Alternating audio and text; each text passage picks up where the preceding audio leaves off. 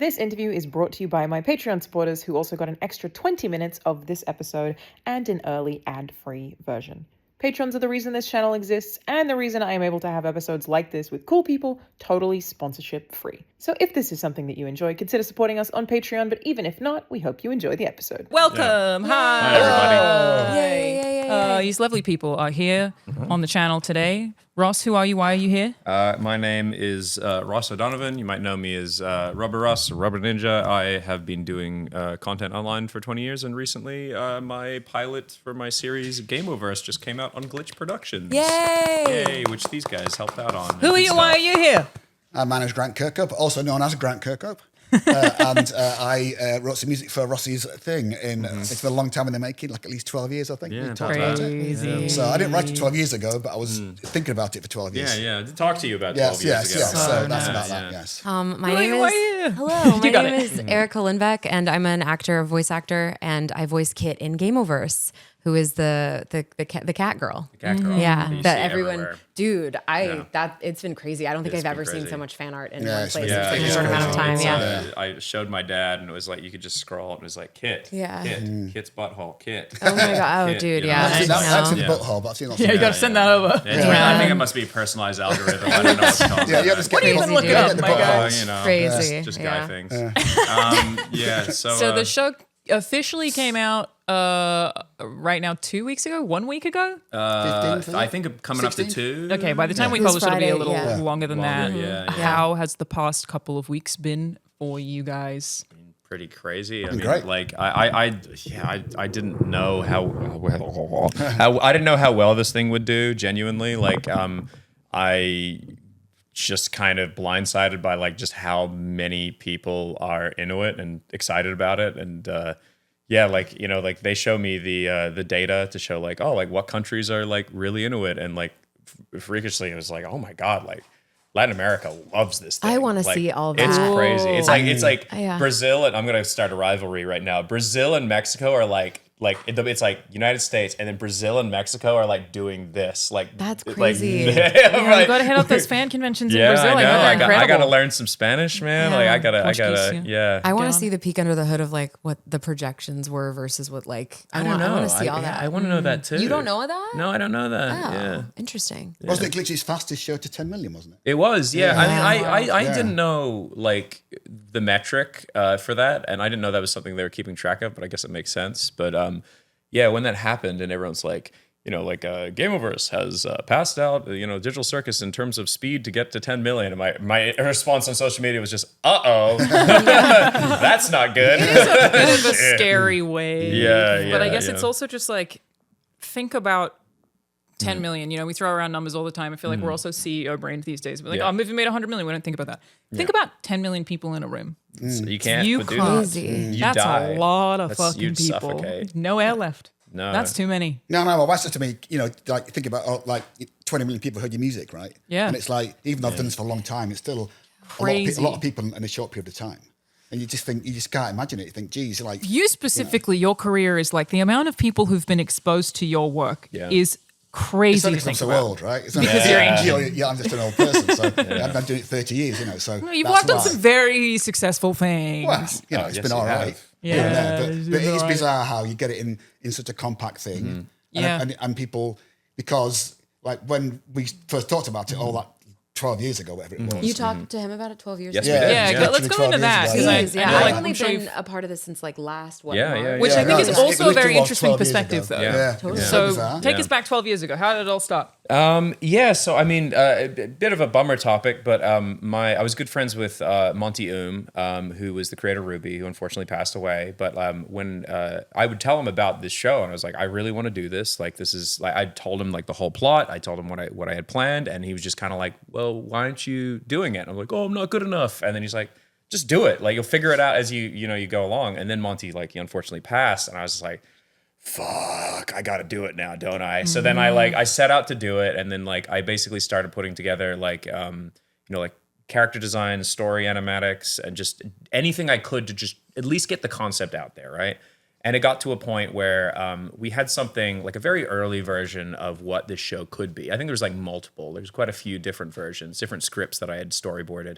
And just at a point with this much older version that we ended up throwing out, I did make a like 30-minute storyboard animatic of it, and it was just scratch audio. The only thing that remains from the scratch audio is Crab Girl, which was still the same lines actually from that version.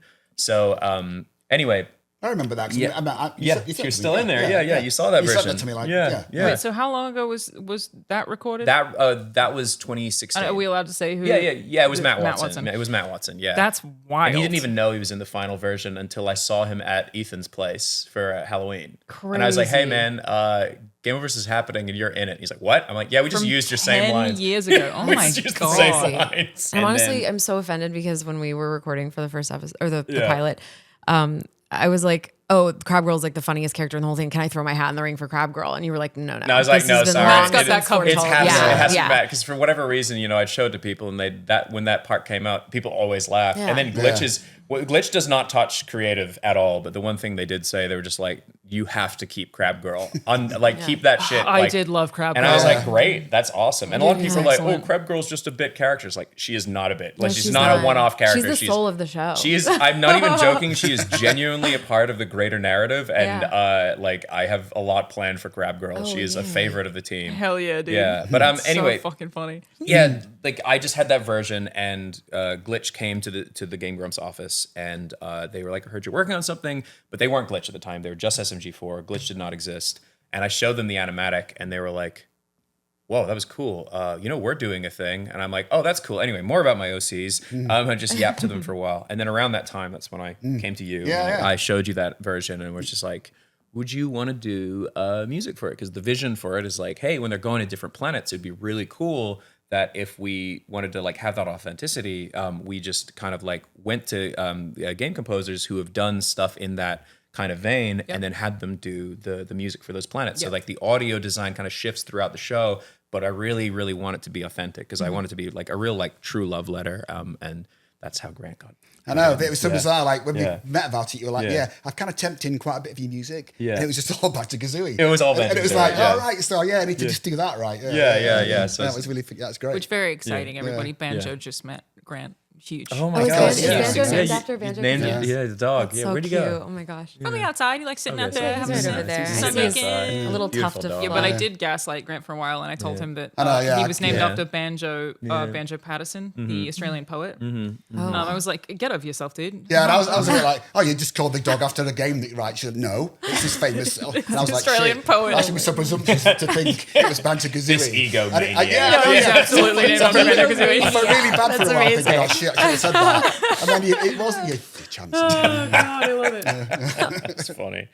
Yeah, no, but and then also we got Jake involved as well. Yeah, Jake yeah, of course. Hoffman. Jake's- Yeah, 'cause Jake's Yes. I talked to Jake a long time ago about that as well, and he was very stoked when I reached back out to him. I was like, "It's finally happening," and he's like, "Really?" And I'm like, "Yeah, like." You still down? He's like, absolutely. But I think like he'd done a bit of cartoon composing before, and I think he was like, I was happy that he like was still down to do it after all this time. Yeah. So So he'd done that kind of rough thing where, when you're on a show like he was, you've got to write 10 minutes a week. Like you get it on the Monday, it's going to be done by the Thursday Yeah, to be he's out on the doing Friday. Cartoon It's Network. rough when you're doing it on that like Schedule. TV, super Treadmill, hard. yeah. It's very So it's tough. not like doing games or either movies. It's a lot slower, but the TV stuff's super fast. Yeah, indie does give you a little bit of breathing room, but and then we cast our characters, and then that's how we found Erica. Yeah. Because what did I do? I think I DM'd you You on DM'd Twitter. me on Twitter. Yeah. Yeah. I don't know if this is off record or not, but someone last night was like, "Oh yeah, I read for Kit,"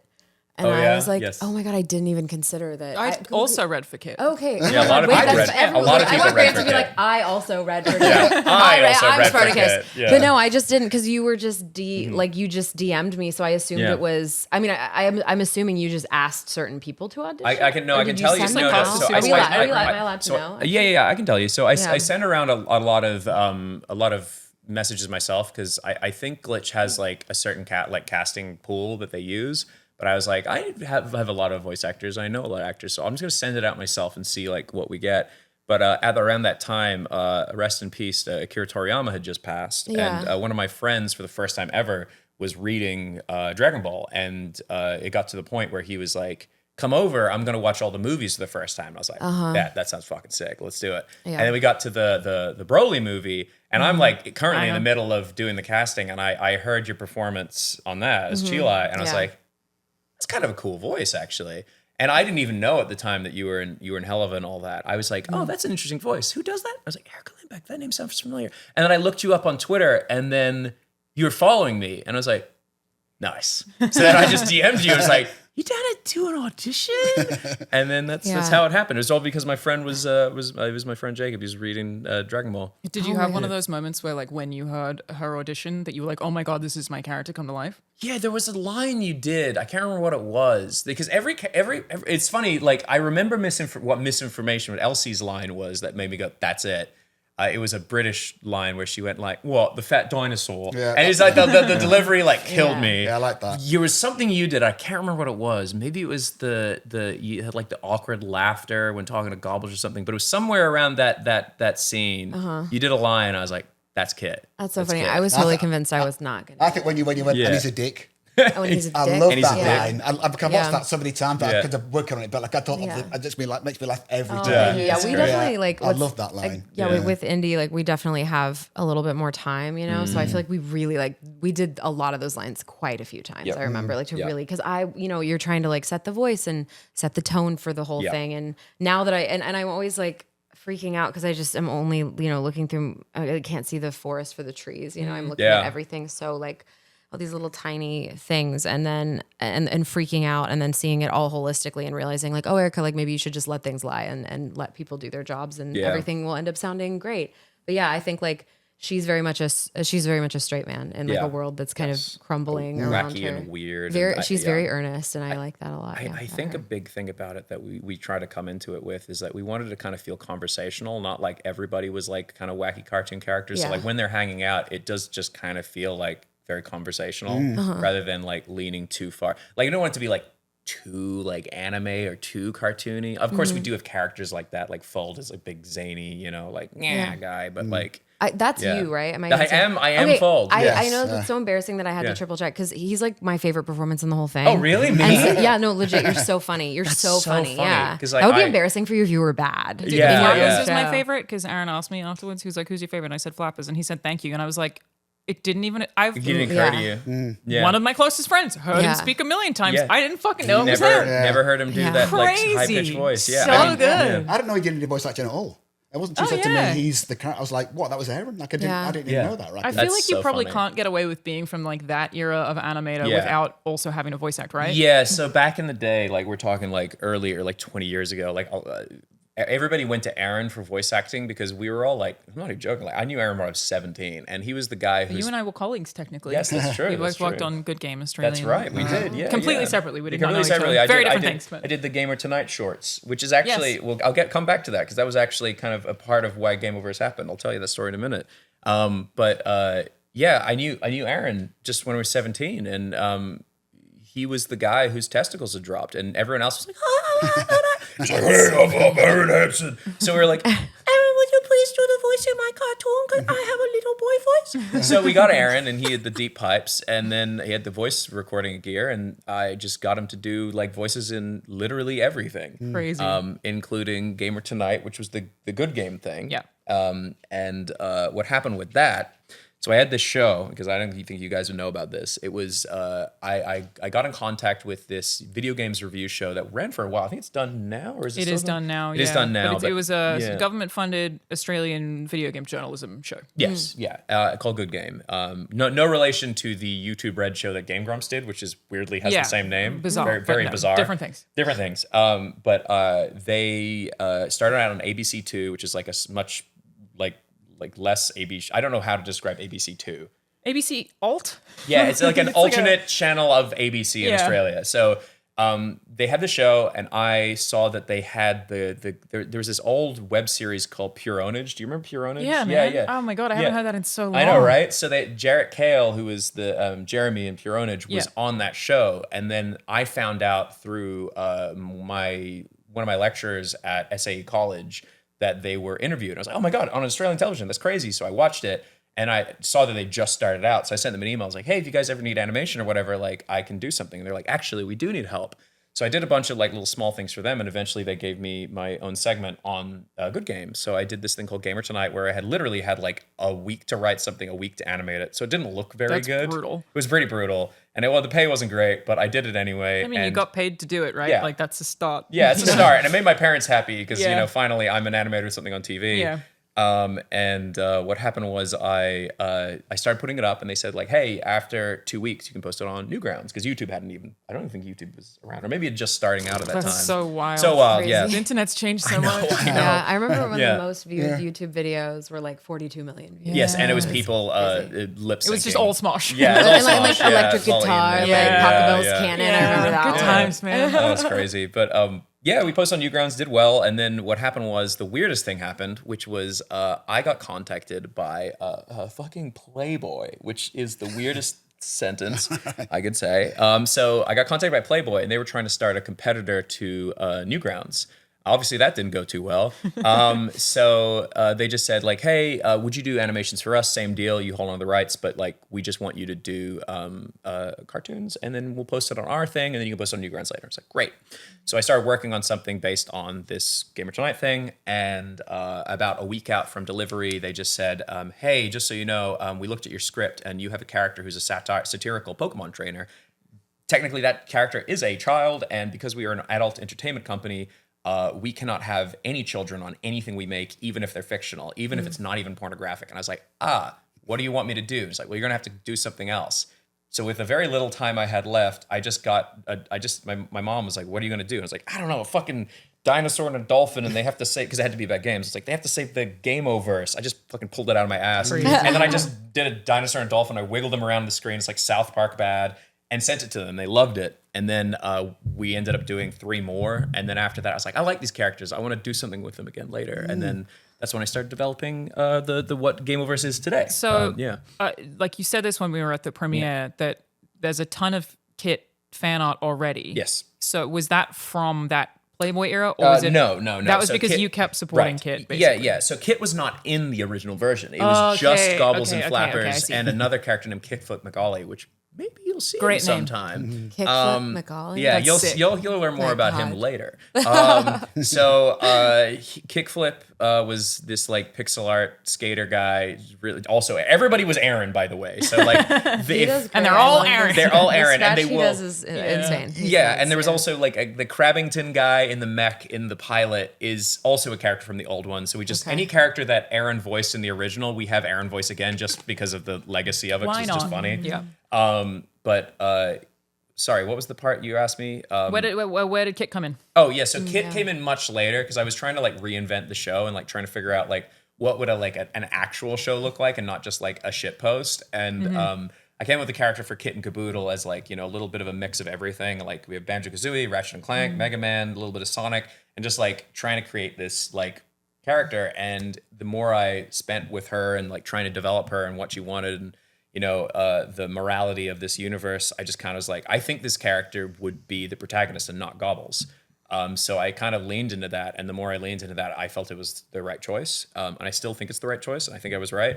But Gobbles is still a huge part of the story, obviously, like long term. Same with Flappers. But The show's very yeah. much like an ensemble Yes, definitely. effort. Absolutely. Like, for sure, Yes, yeah. definitely. What was it like for you to walk into a character that already has all this fan art? It was wild. It felt very much like Because you're the first voice she's ever had, yes, right? yeah. Which is funny. I think about I voiced Jessie in the Final Fantasy VII remake, and I felt so lucky because there were a lot of new voice actors like coming into these roles, and Jessie had never had a voice. So I was Yeah. like, thank No God. pressure. Like, oh my God. I was like, I'm the only one. No one to Yeah. compare to. But no, it was crazy. I truly just hoped that people liked it. That was it. And but a lot of pressure for sure. Did Also, you pay attention to a lot of like? Did you like research her? I just looked up her fan art really, and also Chile was one of the references on the audition, so I kind of had a feeling of what the vibe would be, and also they were really specific when we were recording the pilot on like what her vibe was, like sussing that out and everything. So yeah, no, I just kind of. I mean, what's funny is like Kit does not feel like a character to me. She feels very much like me in a lot of ways. So it doesn't really. It feels like very. Like I'm just being myself. Is this your first time voicing a character that you feel that way about? No. I don't voice a lot of like main character protagonists. I feel like I voice a lot of like secondary characters, which I love so much. Like they typically are really interesting. I feel like, not like interesting in a different way from Hero a can be protagonist. a little generic sometimes, I guess. Yeah, exactly. But I think the way to not make her generic, right, is to just like be your literal self. Like bring that to the It's table. going to be true no matter what, right? Yeah, exactly. Which I love. I think that's what every actor has. That's what every like human has. What they can bring to the table, and we don't always get to do that, right? Because sometimes we're confined by in these little boxes of like things we need to fill, like these roles, these tropes we have to fill, which is totally valid, and it's really pervasive in video games and anime and all that. But with this one, it very much feels like me, which is probably more. It's a little bit more vulnerable. Also, the other thing I was going to say was, I'm always aware at the end of the day with projects like this and many of the projects I work on that I will give myself my flowers, of course. But I'm just a very small part of this huge machine. Very important part though. Yeah. No, But yeah, I mean, arguably the animators most work on it for important so part, long. and I'm responsible for like all of the success for sure. No, I just like I'm just like honored to be nominated, happy to be here, and I feel so like watching the animation. It's just like every frame is just so lovingly created, and it's just beautiful. I feel so lucky. I was saying that last night. I was like, I'm just so fucking lucky. I have nothing to bitch about right now. Like truly. That's good, man. So to jump back a little bit, we were kind of talking about how people got involved. I did want to know, like, Ross, what was the pitch that you gave people? Like, what was the pitch you gave Grant? How did you get people on board in the first place? I didn't really have to do much. I just showed you it. Yeah, because Aaron called me and said, Ross is making a show, we'd like you to do the music. Yeah. And you think when you met at that house, you had that other house. Yeah, I was just like, watch it. Yeah, came Oh, over you there. just came And over. then you sent me the animatic at the time. Just like give it a watch. And it's kind of, and I was like, oh, it's like we're going to get cracking with it. And then it kind of went down a bit. And then it was like, it's starting again. It was a bit like that, wasn't it? We had a few times where we were trying to get it started again. And what kept happening was like, we had one guy who just, it was a nightmare. I'll tell the story one I remember day. him, yeah. With This is Glitch? before Glitch. Yeah. So yeah. we tried multiple times to get it off the ground. We had like in 2023, and we like there was all these times, but it wasn't until Glitch came back and finally, because Glitch actually did talk to me multiple times over the years about doing it, but what they were clearly offering was a 3D show, and I didn't want to do it Because they didn't have a pipeline. They didn't have a 2D pipeline yet until Dana Terrace joined the team. So when Dana joined, and then Knights of Guinevere, like kind of they figured out a 2D pipeline, then it became very obvious to me, like, okay, they can do it now. Like we can do a 2D show. Because I'm a bit of a crazy person. I really wanted the show to look low polyagonal 3D, but be 2D animated, which is such a dumb thing to set out to do, but it worked so well. It I looks think having beautiful, specifics like that is important. I wouldn't ever prompt you to talk shit about anyone specifically, but like, what were some of the hardships? Like, in case someone's watching this and they want to make an animated show, like, what are some of the challenges you had to, break through to get here? When I started out, I didn't know what I was doing. I just kind of like set out and I was like, all right, I don't know how to do storyboards, so it can't be that hard. I already animate. It's pretty confusing. There's like a visual language to it. You need to understand like why you would use a vertical shot, a horizontal shot, or diagonal shots, and like there's a little bit of like there's a science to it, right? There's a science that I was like slowly and steadily learning, but over the course of about a year, I just kind of was taking like I didn't have Storyboard Pro. I didn't have any of the software that people would normally use, so I just made basically like a comic sheet of just widescreen shots. But they're like little small thumbnails, and I just drew in them. I looked at the script, draw, and then I wrote what they're saying, draw, like kind of like a very like analog old way of doing it. And then I took those panels and I just brought them into Macromedia Flash. I think I was still using Macromedia Flash at the time because I wouldn't upgrade to Adobe. And I just moved those panels around to the like scratch audio we had, and then I cut it all together, added sound effects, and I showed people. It was very like rudimentary and shitty, but like it was enough Painted a picture that people could like be like, okay, I see the vision and I trust.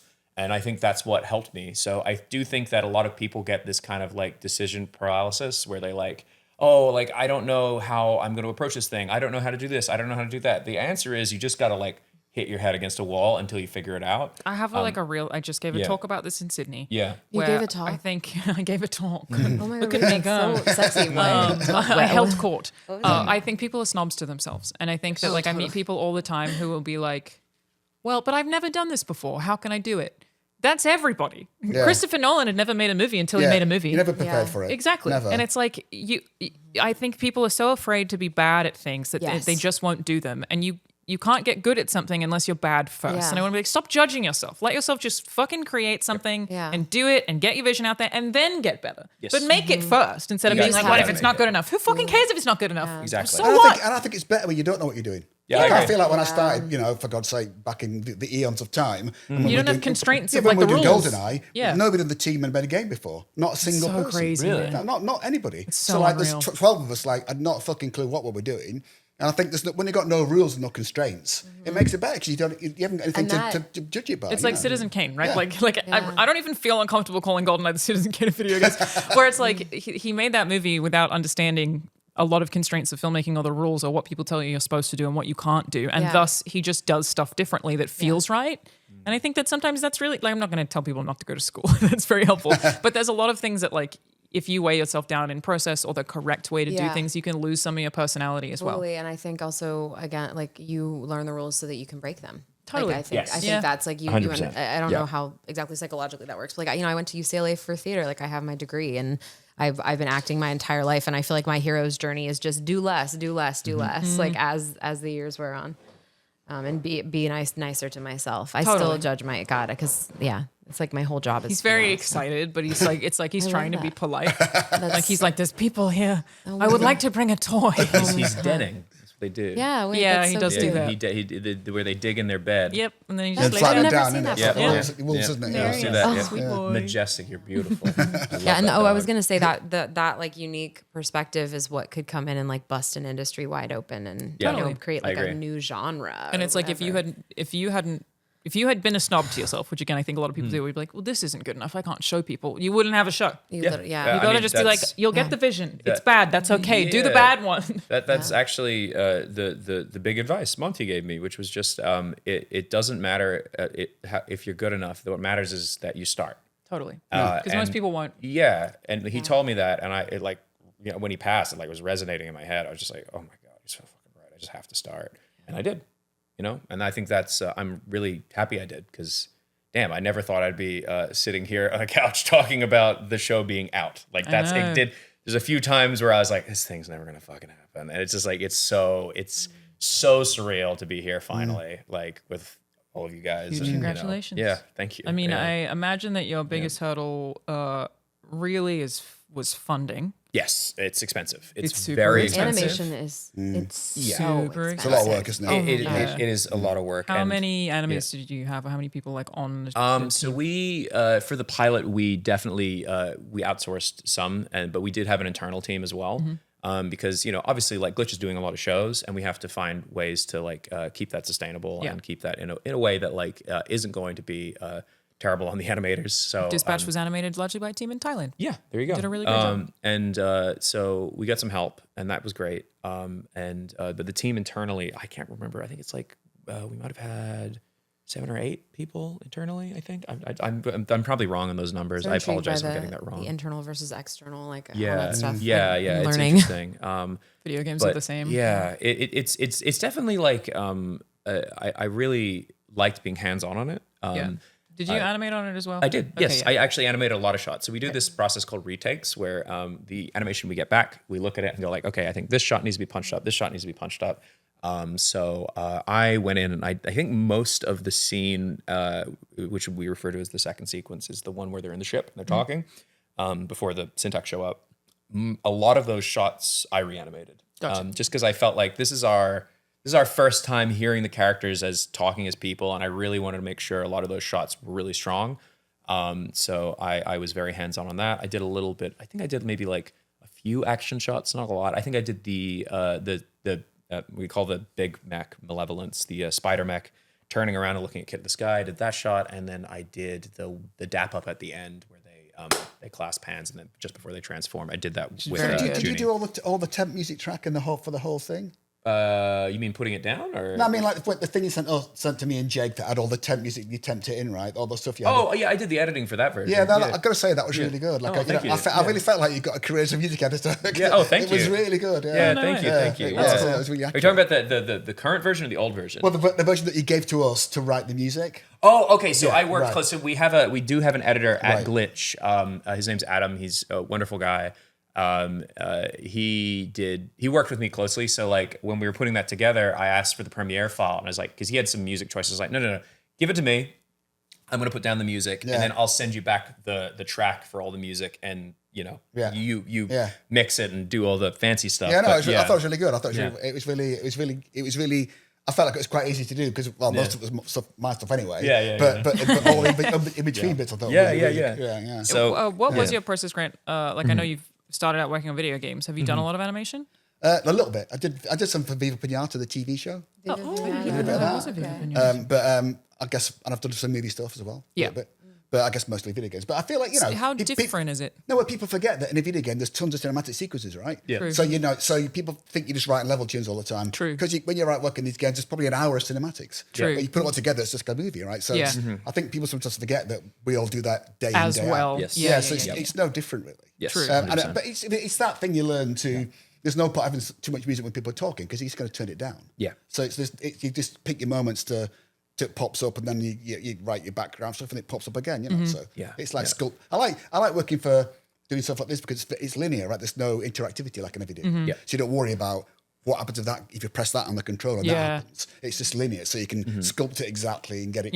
It never changes, right? So you don't have to worry about how it blends out when the combat dies down. Or Or someone shoots the shopkeeper and then the battle music starts. I hate comic music. Such a pain in the ass. Yeah. No matter what you do, it gets repetitive. You can never make it not repetitive. Yeah. So it's good to do something that you can, like when you chose the big Banjo-Kazooie battle piece at the end, it was just like, I can just do that, right? So it was just, I've just copied myself. Yeah, that's kind of funny. Because I remember we put down one of your tracks as the scratch audio, and then I remember there was like a part where he's like, "This is it, snappers," and he does the fireball, and like the music swelled and everything. Worked exactly. It worked exactly, and I was like, I didn't even change anything. Like it just slotted I remember in you saying that. perfectly. So I just completely just wrote it with different bits. I said when someone listened to the song, I remember my friend said like, "This sounds a lot like Grant Kirkhope," and I was like, "Funny you say that." I had that in the premiere where, of course, like I'd seen you announce it, but I forgot that it was Grant, and then I heard it, and I was like, "Oh yeah, it's Grant." Yeah. I'm a one-trick Not pony, that you what don't can I have say? range, you do, but do like have it's range. still. That range, that's it. I I mean, might this ask was you to clearly plagiarize yourself a little bit. this was clearly like banjo inspired, is how it felt to very me. clearly. Like, I mean, even the way the level design and and that was the other characters. thing about the show is that like I find that whenever people try to do a video game anything like in media, they game design and like game mechanics are never ever touched. Like it's always just like, well, video games are just you pew pew and high score. But I was like, no, like The GameOverse map stuff you did is so yeah, cute. like GameOverse from the get go. I was like, because when I started, we didn't have the Mario movie and the Sonic movie. There was no like video game really anything. The most we had at the time was like Wreck-It Ralph, which is like still like, I mean, this is not a dig on Wreck-It Ralph because I actually like Wreck-It Ralph, but like if you boil it down, it's Toy Story but with video games, right? Sure. I didn't Wreck-It want to Ralph do is that. great, but It's yeah, great, I know. but that I mean, like if you were to boil it down, it's very similar in that sense. whereas right? you've made something that's more of a love letter to video games. Yeah, and I think that the way I kind of approached it, I was like, if I'm going to do this, and they're going into these worlds, I need to sit down and actually decide what type of game it is. Essentially, do a design document. It's so fun. Yeah, and so like that's what we do. Like if we're going to a new setting, I want to sit down and be like, okay, so we're gonna watch Flappers go through all these different worlds. And a thing I tried to do, and I think I talked to you about this, is like we have the melody for Flappers, but like, okay, if he's going to be in the oil rig level, like what does that look like? So I was like, I designed an enemy. I named him. His name's Boily Bob or Boily Bog, I think. I always get it confused. Boily Bob, I think was his name. And he's like a skeleton with like oil, like a dripping oil below here. But his mechanic is, you've got to like shoulder tackle him onto a Bunsen burner, and then you turn it on, and then the oil ignites from the bottom, which turns him into a projectile, which you can use to break through things or use a weapon. Yeah. So, and then when you get to the boss, it's the same thing again, but the escalation of that mechanic. So if you watch the montage, You've done the it's Hollow like, Knight of yes, exactly. every enemy in the level teaches you how to fight the boss. Yes, how to fight the boss. Yeah. So that's when I did the montage. I was like, okay, so the electric eel, you can shoot into a battery slot and then activates a magnet, but then the boss fight is just the same thing. So it's like trying to put that in so organically that people who aren't paying attention just accept that this is a video game, but don't even give it a second thought. Yeah. So So that was it's the just vision. you're basically like designing these worlds in a way that you have a design doc Yes. that would be akin to what it looks like for a video game. Exactly. That's really, and really then cool. the final fight at the end with Snappers is a majority of those mechanics boiled into one fight. Like the stalactites falling, the redirecting fireballs and stuff. So, and then the valve being turned. It's like, just can we do that? And like, I think in future, a big thing I'm going to be doing is like reaching out to game developers and being like, hey, this is the idea we have, and just getting on call, doing consulting, trying to figure out like, how do we break down the game mechanics of this? So, for instance, when Caboodle is trying to fix the shields, this is something I talked about on my girlfriend's YouTube channel. She did a director's commentary with me, but the Caboodle goes to open up the shields, and when he opens up the panel, we see a bunch of modules. But if you look at those modules, they're actually the hit detection nodes in Unreal Engine. That's right. Yes, and they're wired wrong, but they're wired. Yeah, so like, it's like Brooklyn, right? Yeah, exactly. So they're wired wrong, but we actually got someone to show us how would you wire them wrong that it would be an honest mistake. Yeah. And then by the time he's done, they're wired correctly. And the stuff that Schlatt was saying as Caboodle, he was saying, that he's talking about the textile density of the shields, but he's saying a bunch of game developer jargon. I think there was like one word we got wrong, which, sorry, game developers. Schlatt said instead of topology, he said topography, which was, I didn't notice until I watched it back when it was out. I was like, oh my God, I didn't hear that.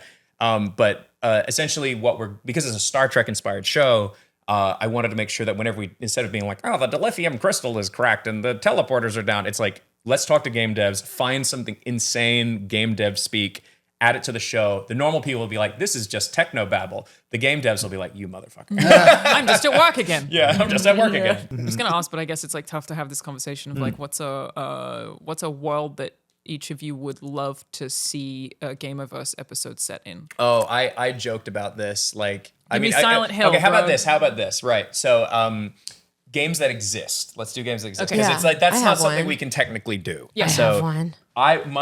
the one that I think would be really funny is Kit goes to Silent Hill. Yes. And just Please, tell please. James Sunderland, forget about your wife. How about you move on? How about we get you on a dating app and then just Or a therapist. Or a therapist. Yeah. Let's Oh, get out yeah. of here. It's Let's got get out of a here. lot to unpack. So like Silent Hill would be a really fun one. I'm trying to think what else. I would want one in like Rapture. Yeah. Like a Bioshock, like that. Yeah. Would be, Oh, I don't even yeah. know how that would work. I just love Rapture so much. Like Yeah. Bioshock's Yeah, one and two yeah. are two of my favorite games. Oh man, what about you, Grant? You think of any games? I'm just thinking, I just can't think. yeah, well, what's a genre of game that you would like really like to score? Score. yeah. I guess I'd like to do Zelda, really. I've Yeah. always looked at fancy doing Zelda. I haven't done Donkey Kong and Mario. Yeah. It'd be cool to do Zelda. Yeah, complete the But set. I feel like that would be it would be totally unlikely. I'd never get to do that. I do But, feel like they usually go with Japanese composers yeah, for I'd be Zelda. unlikely. But I feel, I've been lucky to touch. I've done some Street Fighter stuff. It's lucky to touch all the little franchises over the years. Yeah. I feel like it's just get the old bloke in to do something every now and then. So I kind of get that thing. People ask me that too. They're like, "What thing is your dream thing?" And I'm like, Yeah, it's I've- hard, isn't it? Sometimes I It think. is not because I've like accomplished all my goals or whatever, or I'm like I feel like I'll be so hyper focused on something. I got called back for a game I really want to be in, and then I won't get it as like 99% of the time Sure. I don't, and then something else will just knock me on my ass that I never even considered, and so I'm just like, I don't know, man. I guess like, I I'm have just, a cheat answer to that. My answer to that is that I don't really care about what the property is. I just like working with particular teams of people. Yeah. So I try to be like, oh, I think I really like the way this person works. I would like to work with this person. I completely agree. I think that's something that comes with time. You're just like, Yeah. I just want the process to be nice. Yeah, and to learn and to be with good fun. people. Because Yeah, I agree. genre, you could work on something you love and have it suck. That's happened. Yeah. I've had not the best, a few not like great experiences with things I was really excited about. So which is why I try to just like serve the piece as best I can, leave the booth. If it goes well, great. Like I can't control anything beyond that, which is why for Gameoverse, I just was like, all right, well, I was like auditioned, probably won't get it. Like did the callback. I was like, okay, well, probably won't get it. And then it was like, you were like, you guys were like, we'll let you know in the next 2 weeks. And then like 2 days later, Jasmine was like, hi, so you're Kit now. And I was like, oh my gosh, thank you so much. But then I was like, oh, okay, great. And then I was like, okay, well, the pilot might not even end up getting made. There's all these steps. Yeah, totally. I remember with Final Fantasy VII, like I did Jesse in a trailer that came out in 2015. It was like the first line. And we didn't even know if the game was it was like is this game going to get made? The remake? Is the remake even going to get made? Am I going to still be Jesse at the end of it because they replaced a few people, right? Like there's just so many things that have to occur that have nothing to do with characters, motivation can change. Yeah. It's like, and of course you want to be like, I want to be attached to the role to the extent that it affects like my performance. But other than that, like to protect myself, I just go, okay. Yeah. Okay. Tough part about acting, I think, because you have to just be like, not my business. Yeah. Like for Rival, I just did Black Cat for Marvel Rivals and everyone was like, of course she was Black Cat in the Insomniac games. And I'm like, yes, but also I don't own that role. And if it was someone else, because like full disclosure, like I had to read for it and everyone else read for it too. Yeah. And I was like, I remember a couple of my friends texted me and were like, hey, so, and I was like, no, you absolutely read for it. It's either going to be me or it's not going to be me. And I want the best person for the job. Like, please, you know? Yeah. So you're like the steward of this character for a while or whatever. And you just kind of leave it at that. I feel like I have such bad luck. Like, I think I don't think I've ever got anything I've ever pitched for, ever. I mean, honestly, my entire career, things I've pitched for, I don't think I've got any of them. No way. Oh, you haven't gotten any of them? Oh, I thought you were saying you have gotten No, I don't think them. I've got anything I've pitched for, I don't think I've ever got in 30 years. Wow. You're really shit at pitching. You must be just really shitty at terrible. I don't know, fuck me, what am I doing wrong? So I don't know. But you've got so many things you've worked on that are huge and successful. Yeah, but I feel like people see the shiny things, right? They don't see all the stuff they don't get. It's the iceberg, right? Yeah. Everyone's like, "Well, you're working so much," and I'm like, "I don't book most of the things I do." I get people be like, "How did you just fucking stumble across a job at IGN?" And they don't know that I applied 6 times before I got a job there, and I had to go to university and study journalism, and like. They don't see all the times that they didn't respond to my fucking emails. Yes, and they don't hear about the 13 12 years. They get the cartoon made. It's like it's just sometimes you just got to struggle and stumble, and it takes a while. Did Stallone take like 10 years to sell Rocky? I'm sure it was like something crazy. Because I mean, same with he wanted to act in it. Had the same lots of those things. Yeah, totally. It's just because the executives at the top, I usually find they know fuck all about anything. Well, and it's always the way they just know nothing about anything. So exactly that. I won't say what companies, but we did pitch GameOverse all around during literally the beginning of COVID. Worst time to be doing it. You think it would be the good time, but I would have thought it would be. Yeah, you would think that, but it was the first week, so nobody really knew what the world was going to be. So it was a lot of did you look at the material? And they're like, yeah, and dogs barking in the background, kids screaming, like nobody. Like, can I touch the food I ordered? Yeah. So like everybody confused, and it was just like. We pitched it everywhere. I think there's maybe one major studio that we didn't, and it's just the same thing that we got was like. Yeah, that's great, but we already have a video game property, and we already have this, and we already have video games. It just seems like such a marketable premise. That's crazy to me. Yeah, but then I'd mention did you read the doc? And they'd be like, yeah, totally did. And then they would ask a question that's very clearly answered in the doc, and then we'd mention Grant and Jake and all these people that are on board, and they're like, I don't know who that is, which I'm not surprised. But it was just impossible. And I think that a big thing that, and I have said this already, is that I think when it comes to making animation or making any art in general, I think that what happens is in the modern day, it's a game of numbers, it's a game of money. So when you set out to make something in the kind of the traditional Hollywood sense, you'll have executives coming in and I just saw this movie and I think we need to do this, or you have the problem in game development. The audience testing comes back, and at the end of the day, what they're trying to do is they're trying to make sure that what they want you to make, they want it to appeal to everyone. But the problem is when you try to appeal to everyone, you appeal to no one. Yeah, dilutes it. This is dilutes it. With a game I'm in called Marathon with Bungie. They've been developing it for 10 years or something crazy, and they were like, oh, it's an extraction shooter when they announced it last year, and people were like, I don't want that, and they were like, we didn't make it for you. Then don't play it then. People the player base is really strong. They're I have a lot of people. But it doesn't have to be for everybody. It doesn't have. It's it's not for you. Yeah, I mean, I haven't played it, but I saw that beautiful clip of that Australian guy going have you seen the clip where his high school friend comes around the corner? Oh no, I don't think so. Oh, it's so cool. So there's this streamer. Yeah. I don't remember your name.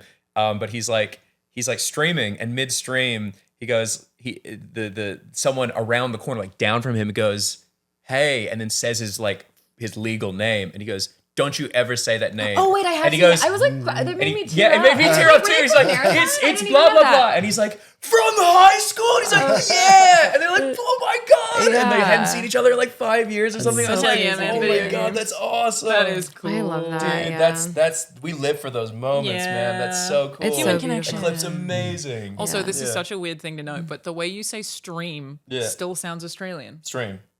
Yeah, how say stream? Stream.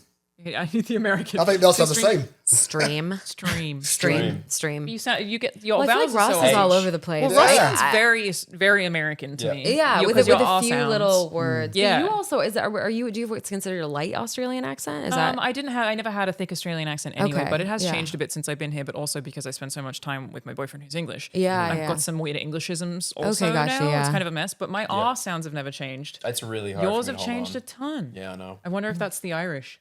It might be actually because I've heard that the Irish accent Because you is just derivative. might sounded Australian too. So your vowels are still super Aussie, Yep. but your R's are super American. Yeah, That's so I think it's crazy, the yeah. Irish because two Irish parents, and Yeah. then from what I understand, I'm not a linguist obviously, but I've heard that the American accent is derivative of the Irish accent. So I think some parts of it are. Yeah, And that makes Sometimes, sense. yeah. Big influence on Yeah. That makes sense. the beautiful American accent? Yeah. Just so it's the prettiest of them all for sure. Many are saying this.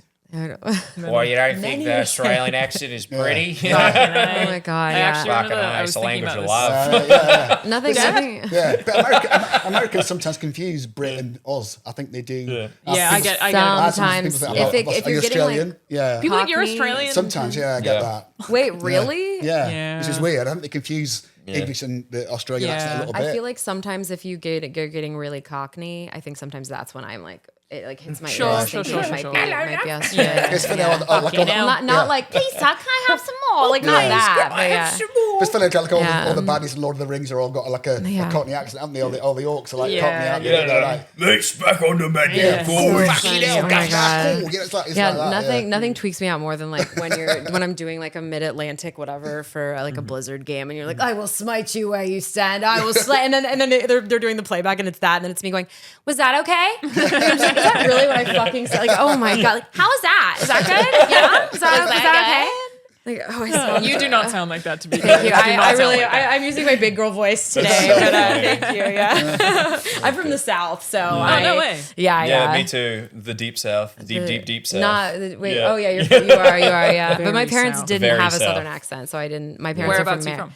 I'm from. Well, so I was born in Boston, but I lived there when I was like super young, and I grew up in North Carolina. Gotcha. Greenville, North Carolina. It's a very Appalachian North kind Carolina. of accent. North Does anyone have a pen or a Carolina. pencil I could borrow? I love going hunting and fishing with my daddy. Wow. Yeah, it's actually helped for a few games recently. Oh, for sure. Because I think people think that Southern is synonymous with dumb, and so I feel like I have a little bit of a leg up because I know how to do like a lighter. You can do it without having to go into the dumb stereotype. Yeah, character. like I Yeah. can still be myself and do a Southern accent, and also North Carolina is a very like where they want like a broad accent. They don't want something that's you can place super easily. Yeah.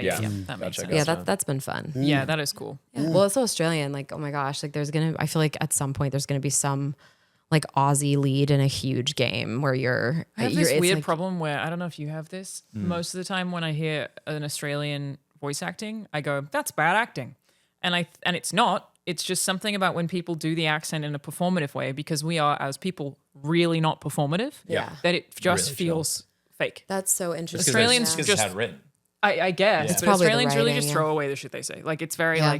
like you order a coffee in Australia and they go, "What do you want?" They don't go like, "Oh my god, how can I help you?" Oh my god, how can I help you? They literally Yeah. it's my favorite fucking thing in the world. Every Australian talks to you like they've known you for 10 years and it's unremarkable. Yeah. They're not rude. They're just No. like if you go into a store in Australia and you're like, I'm trying to figure out, like I have this sword I've been trying to ship to the US and I went into a sporting goods store and I was like, do you guys have any bags that could ship a sword? And they were like, how big's a sword? Instead of being like, oh my God, what? They're just like, about God, Oh my how god, much that's is it so worth? crazy. Yeah. How big is the sword? Yeah, they just don't. It's so chill, and so I think anytime I hear an Australian accent, and I have the same problem when Yeah. I'm acting in an Australian accent, I hate it because it's like inherently performative, Yeah. which Australians just don't do. Like it's just so every time I'm It's like, like the antithesis of what you Yeah. feel being an Australian is Totally. how you Interesting. perform. I've yeah. only done one role where I did an Australian accent. It was a video game, and it was this character, and they wanted him to be like this kind of creepy like old man. Right. What was the game called? Oh my god, I cannot remember. Pinstripe. Right. It was like a creepy like game like platform you walked around, and I played this character called Mr. Dickey, and he was like this.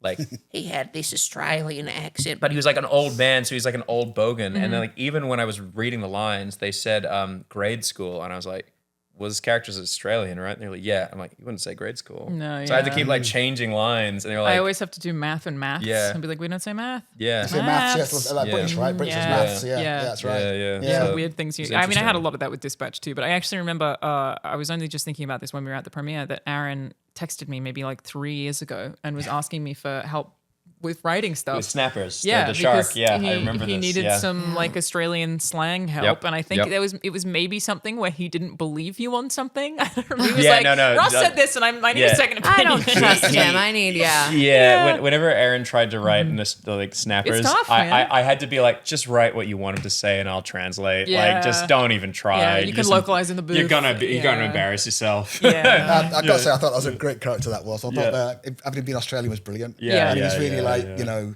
Michael Proper Cusack. Australian boy. Yeah, it is really I mean, thought that was great. That's Michael, right? That's Michael. Yeah. Okay, I yeah. worked with him on Smiling I know, Friends, I know, Michael and yeah. Zach. Yeah, everyone's so interconnected. It really is is crazy. It's just a Everyone's just community. everywhere, yeah. Like, oh my god, having Michael do snappers was awesome because like No, it's great. I think the character, I knew people would love the character so much, which is why I thought it would be so brutal when he died because I just wanted people to go like, oh. Yeah, I felt bad for him. Yeah. Great training But montage. like the whole point is like he was at the like a big part of the show is like where you align yourself in morality at when you're out of your like greater snow globe and like you hear when he's talking to Caboodle, he's like, "I'll never be a hero like Snappers the Super Dolphin." But at the end of the day, was he really a villain? No, he stood up to a genocidal maniac, and I think that's heroic. It's so pretty heroic. Yeah, so he did the right thing in Justice. the end. Yeah, justice. But you don't really get that many Australian characters, really. I don't think in movies or anywhere, really. It's not something that I feel like Australia's a country that just kind of exists on its own and is just nice and quiet. Pretty fucking far away. An island, perhaps. It just feels like everything just is all right in Australia. It seems that way. Yeah. And everywhere else is fucked, but Australia just seems to potter along, and New Zealand too. You know, I feel like it seems like We have our issues, They but have Jermaine Clements because we just rewatched some of the Avatar movies, and Jermaine, very Kiwi from Flight of the Conchords, is doing an American accent in it, and I was actually happy about it because I had the same exact problem with New Zealanders, where like Flight of the Conchords is a perfect example of not performative. Right. Yes. That I believe their performances, but if you were to put a Kiwi in a James Cameron film, I would be like, nope. Yeah. Don't talk that way. Doesn't make sense. I think it's because it's being written by people who don't understand how to use the accent. That's the thing too. Yeah, sometimes we'll, a lot of like for video games, everyone's all over the world now, and so we'll have Brits writing scripts for Americans, and so there will be these British isms and stuff, and I'll be like, I can sell that. That's fine because I love it. But sometimes they'll be like, oh no, like we can't say that. Like, we have to switch it. I'm trying to think of one that just happened. It was like nothing left to do about it or something. I think in Dispatch they made me maybe there was a British insult that they wrote that I was like, nah, that's British. We wouldn't. And I think I maybe changed it to wanker. I remember something. I don't That's know what funny, it was. Overwatch had a problem with the Australian map they did. What was it? It was takeout versus takeaway. Takeaway. Yeah. They got called out for that. Oh yeah, it's takeaway. Yeah. Yeah, definitely. Yeah. so funny. Stupid. Oh my It's God. all just the same language, and we're like, I take it away. Yeah. Cut off ourselves. It's like a Southern character, written like I'm going to the store. I immediately just change it like I'm gonna go to the store. Like it's not I'm going to go to it's I'm gonna go to the store. Yeah, Things I have like that. a thing where I always feel like if someone were to see me write, especially this game that I've been writing on recently is like a well-known IP, and thus I know the characters. Yeah. And so I sit there and I say their lines out loud to Yeah. make sure it sounds right. But I think you'd look at me and think I was fucking insane. No, Like I'm I sitting love there that. being That's like, awesome. okay, yeah. But I feel like you you can always tell. Well, I love when writers are. I feel like the vast majority of them, unless we're constricted by time, of course, like or we're doing ADR, are so, especially for games like collaborative. They'll be like, oh fuck yeah, like change that, Totally, like change a little thing here or there. We're good same writing. thing like anime. I guess in animation too, you can't really. Can you do that in animation? Change the line. If it's being Yeah, we animated did. too, yeah. We actually did change a line. Do you do some animation in post? Like, would it be like you have Retakes. storyboards and then Retakes. Oh, yeah, So we did a change. Gobbles of Pickups. speech. at the end originally, once Gobbles had given the speech, because like it's supposed to be kind of like dorky, like he's a fucking dinosaur Barney looking guy, and then he does this speech, and then he gets Kit back on her feet. And originally, what Kit said, and you might remember this, she said, "That was so much cooler than how it sounded." Yeah, I remember that line. I remember that line. You took it out, right? But I took it out because I had a real long think about it, and I was just like, okay, yeah, what he said was kind of goofy, and I think that's intentional, but I kind of felt like Kit in that moment, had grown quite like attached to him.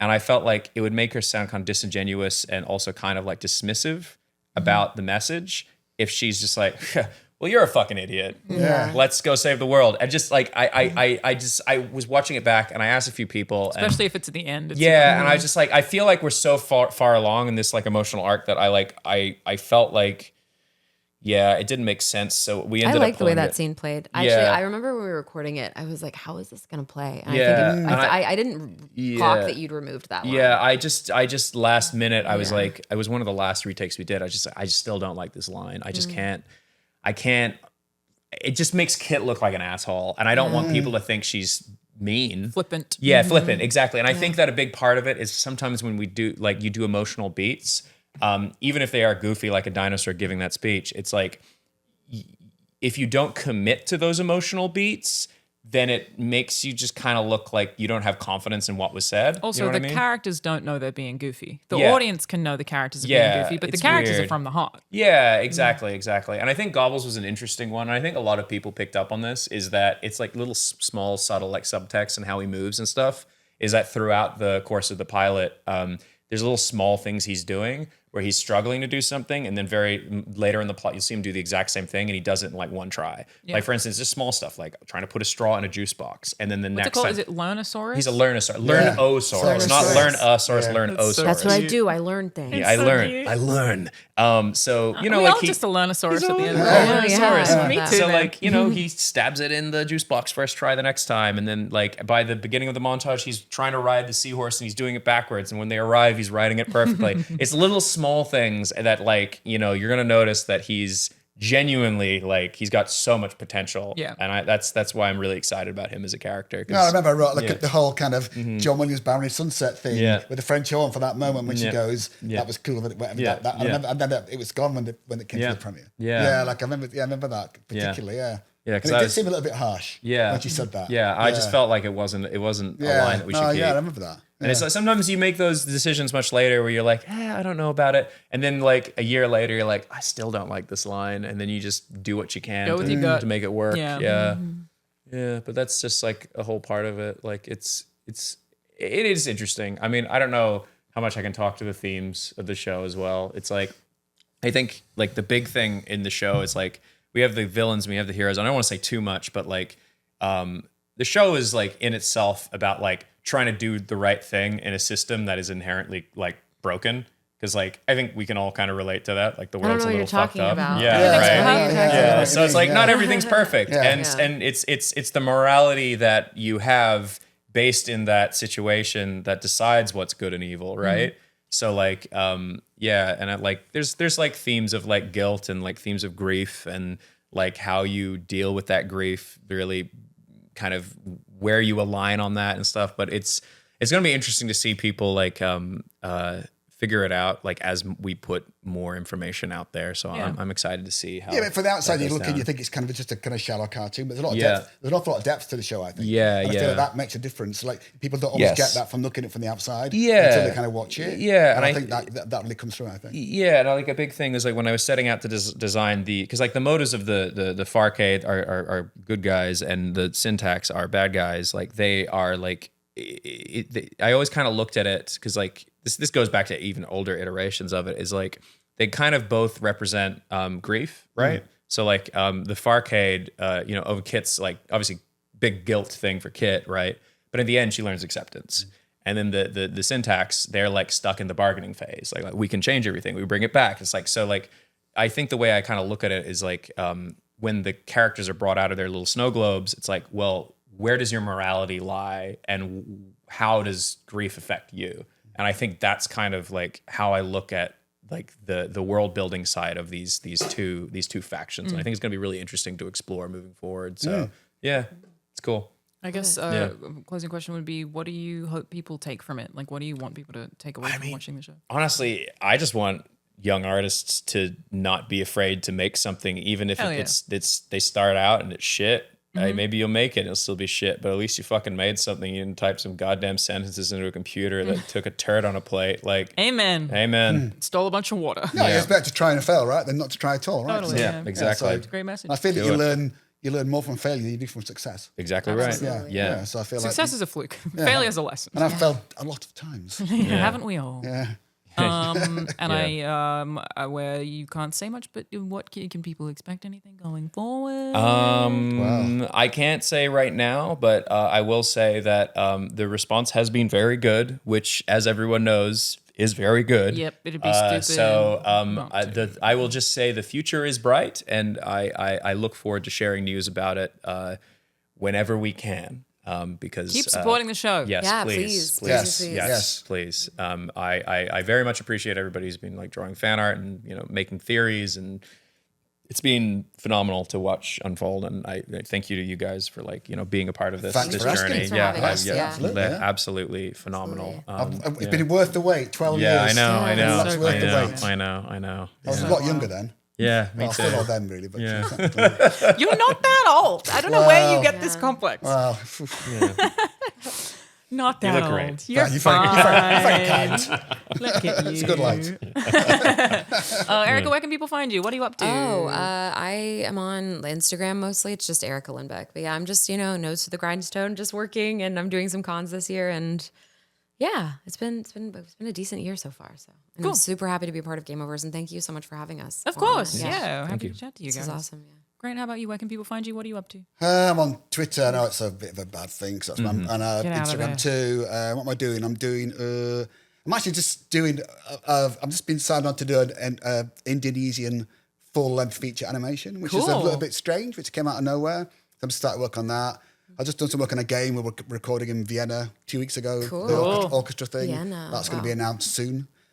It sounds great, but you're like literally you just fly over, go to the studio feeling like absolute shit, record. You don't fly see home. any of it. It's not like you get to do anything spectacular. Yeah. What else am I doing at the moment? I can't think. There's something else I can't remember. Oh, there's that other animation that Aaron's doing, the virtual reality. That's at Alisoon that was on. I heard about that. So me and Aaron both have a cartoon for that. It's like a British-based cartoon company. Cool. And they're like an indie studio, and they were the kind of guys, a bit like you, were like, just fuck it, we'll do it ourselves. I'm sick of going to the studios. It's a disaster. It's a good mentality. And when they did it themselves, they won the Emmy last time, so it was fantastic, right? So we're going to start doing that. I think they're going to do a Kickstarter for that. Oh, cool. And they raised gazillions the last time they did it. That's crazy. So Amazing.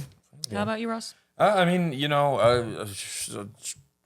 Rubber Ninja on Twitter and Instagram. So it's been I never know what to call you. Now I just say Ross O'Donovan. Yeah, Ross is fine. fine. Is it Rubber Ross? Is it Rubber Ninja? Is it Ninja just Pick so a lane. Okay, I'll explain. Rubber Ninja was my username on Newgrounds, so like a lot of the old heads know me as that. Okay. Rubber Ross was kind of like at a point I kind of had that as an alternate username, but I decided to go with that because. Also, we've got like Ninja, back then it was just like Rubber Ross makes more sense moving forward. I was like a child when I used that name. Of course. So Rubber Ross is what I typically go by, but it's okay either or. But I prefer just to be called Ross. Like that's my Ross. name. I'm gonna start calling you Rubber Ross in person. God, Rubber Ross. Robert Ross. This is Rubber. Yeah. First name Rubber, last name Ross. But Rubber. Rubber Ninja is just because it's the older handle is why I have it some places. So Rubber Ninja on Twitter and on Instagram, and I don't think, and Rubber Ross on YouTube, but I haven't really posted because it turns out show running is really intense and hard. Yeah, so Absolutely. Yeah. Have you still got that animated Twitter profile picture? I do actually. Yeah, So I do. Yeah, that's it's very very old, and it sometimes breaks Twitter and makes my icon a square. Worth it. Yeah, because I back in 2009 there was one day where they fucked up the uploads for avatars, and they allowed GIFs. So I just uploaded it and then never changed it. And I still So he have still has it. It's crazy. It's the only one I've seen ever. Yeah, there's like yeah, look, it is. there's like 4, I Yeah, think, I on the feel whole like- website. yeah. So Wow. nice. He's a star. Yeah, He's a look at star. him go. Little Look at me. animator Look boy. at me. Mold breaker. Big dreams. Yeah, let me keep it Twitter, please. I'm an animator. It's fitting. Well, if you haven't seen Gameoverse, you shouldn't watch this. We've spoiled it all, but I'll leave a Yeah. link in the description anyway. And otherwise, I'll leave links where you can find these lovely people. Thank you. watching. Thanks for having us. Thank you. Bye, guys. Yeah. Fun.